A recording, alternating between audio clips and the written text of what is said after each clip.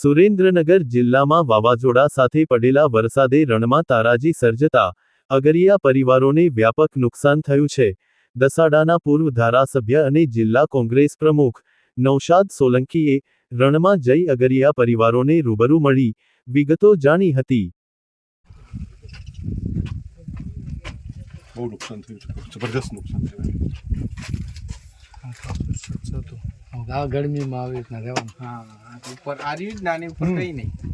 ઉનાળાની તપતપતી ગરમીની અંદર આ અગરિયા પરિવારો આવા ઝૂંપડામાં રહેતા હોય છે અને આપણે બધા જે એસીમાં રહીએ છીએ એ લોકોને આ પીડા કે વેદના કદાચ આપણે કઈ રીતે અનુભવી કે એનો અહેસાસ કેવી રીતે કરી શકીએ ખબર પડતી નથી, પરંતુ આ તપતી ગરમીની અંદર આફાટ રણમાં આ અગરિયાઓ અહીંયા રહી અને દેશની લગભગ 20-30% મીઠુંની જરૂરિયાત રોજ આપણે આપણી થાળીની અંદર જે કોળીઓ ખાઈ છે એની અંદર જે ચપટી મીઠું આવે છે એ ચપટી મીઠુંની કિંમત એ આપણને ખ્યાલ હોતો નથી, પણ કેટલી મહેનત પછી કેટલી પીડા ભોગવીને આ લોકો એ ચપટી મીઠું પેદા જે કરી રહ્યા છે એને જ્યારે નુકસાન થાય, આ રીતે એનું ઝૂંપડું ઉજળી જાય ત્યારે સરકાર ક્યારેક સંવેદનહીન બની અને માત્ર ને માત્ર ખાલી વાતો કરી અને અગરિયાઓ માટે કશું જ કરતા નથી। વર્ષોથી સદીઓથી આ અગરિયાઓ જ્યારે અહીંયા મીઠું પકવી રહ્યા છે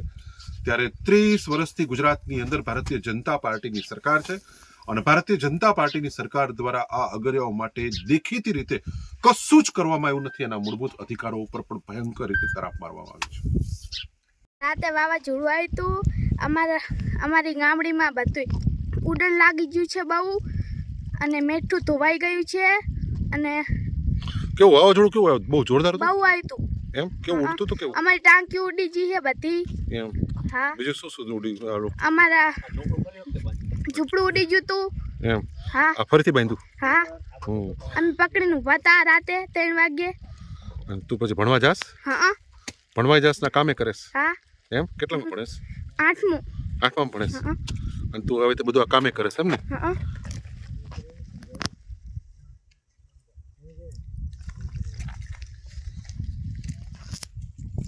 ભણવા ક્યાં જવાનું? અમારે 3 કિલોમીટર છેટું છે, અહીં હાલીને જ આવી છે। હાલીને જાઓ તો આ ચપ્પલ કેમ નથી પહેર્યા? ચંપલ જ નહીં। ચંપલ જ નથી એમ?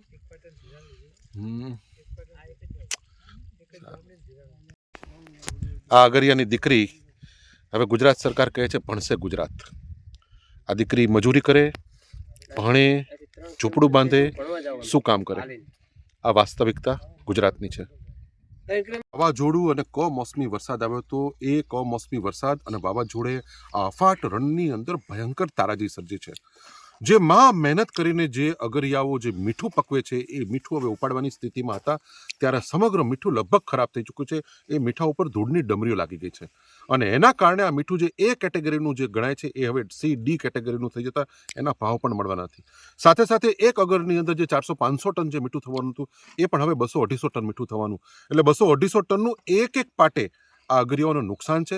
સાથે સાથે એમની જે સોલાર પેનલો હતી સોલાર પેનલો પણ એમની ઉડી ચૂકી છે અને એ રણમાં ચારે બાજુ વિખરાયેલી પડી છે, એટલે ખૂબ મોટું નુકસાન આ અગરિયાઓ અત્યારે સહન કરી રહ્યા છે।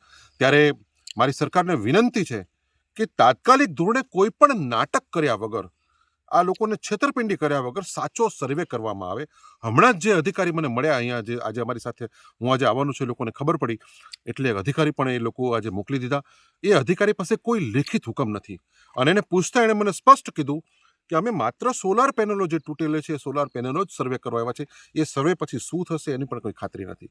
જે મીઠાનું જે મેઇન નુકસાન થયું છે કે અગરિયાને 1,00,000, 2 લાખથી 2.5 લાખ સુધીનું જે નુકસાન થયું છે એ નુકસાનીની કોઈ જ વાત કરતા નથી અને અત્યારે વિધાનસભા ચાલુ જ છે। જો સરકારને ખરેખર અગરિયાઓની કોઈ પીડા હોય તો તાત્કાલિક ધોરણે વિધાનસભાની અંદર આ તમામ અગરિયાઓને જે અગરિયાઓ પાસે એનું અગરિયાનું કાર્ડ છે એ અગરિયાના કાર્ડ દીઠ એક અગરિયાને 2 થી 2.5 લાખ રૂપિયાની નુકસાનીનું વળતર ચૂકવવું જોઈએ। નવી એમને તાત્કાલિક નવી સોલાર પેનલો પણ એમને ઇન્સ્ટોલ કરી દેવી જોઈએ। બાકી ખાલી વિડીયો મૂકીને ડંફાસો મારીને જૂઠા ભાષણો કરવાથી કોઈ મતલબ નથી।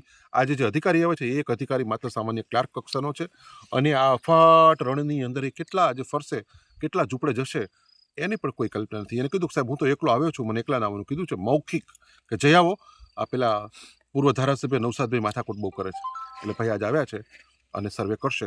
એટલે માત્ર મસ્કરી સિવાય આ સરકાર કશું જ કરતી નથી.